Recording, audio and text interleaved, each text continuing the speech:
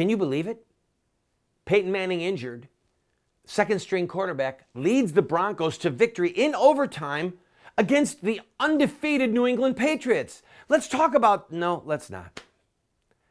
You never underestimate the power of bread and circuses. Never underestimate the power of bread and circuses to distract and to delude. I like sports, I do, but people, there are Christians having their heads chopped off.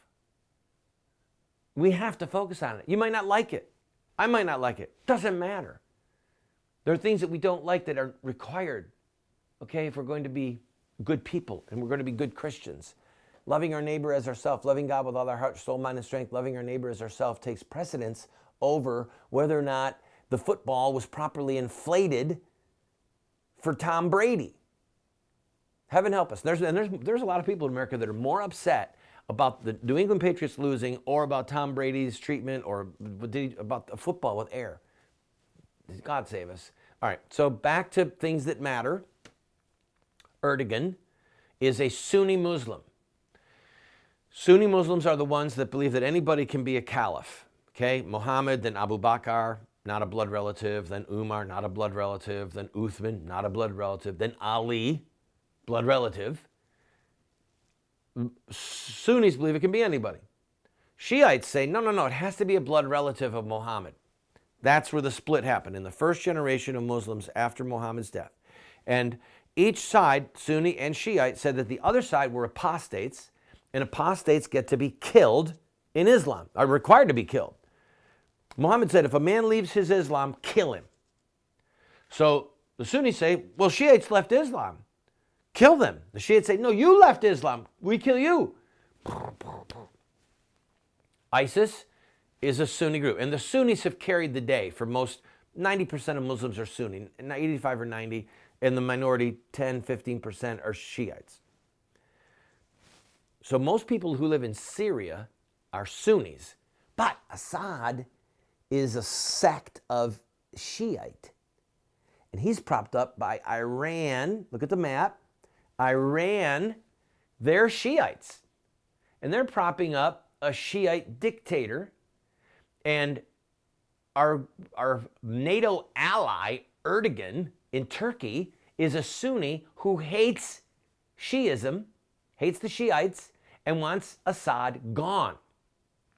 He's way more sympathetic with ISIS than any of us would want to think about. Until recently, they wouldn't even let us fly over their airspace. They wouldn't let us use their bases. All right, and we have a problem, friends. You know, if I get any little facts wrong, the issue is this. Turkey is in NATO. Let the full weight of that sink in on you. Turkey, a Muslim nation, the historic seat of one of the most oppressive, godless religions and military powers, Islam, that the world has ever known, maybe the worst, they're in NATO. And an attack on one member of NATO is considered an attack on all. I think we need to get Turkey out of NATO. Get him out. So Turkey shoots down a Russian jet because Russia is pummeling ISIS and pummeling the rebels that are trying to bring down Assad. Turkey would be happy to see Assad go and have a Sunni Muslim government there. And if Assad is brought down, we can bank on what happened in Libya happening in Syria. Most Muslims in Syria who are Sunnis are sympathetic with the idea of a caliph and one Muslim nation. Okay? So look what happened in Libya. That's what awaits if Assad is brought down. So Russia is doing what we should have done. And our foolish president is not doing what we should have done a long time ago. We knew that those trucks were carrying oil to Turkey. ISIS has a fleet of 300 trucks, oil tankers. They're just ferrying oil back and forth. We knew it. We knew where they were getting their money from oil. We knew where they were taking it, Turkey. And what did we do?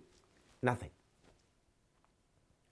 So we'll follow this. We'll see how this goes. But you have to understand, Russia wants to keep Assad in power And it's probably in everyone's interest for him to stay in power for the time being, except for maybe some people in Syria.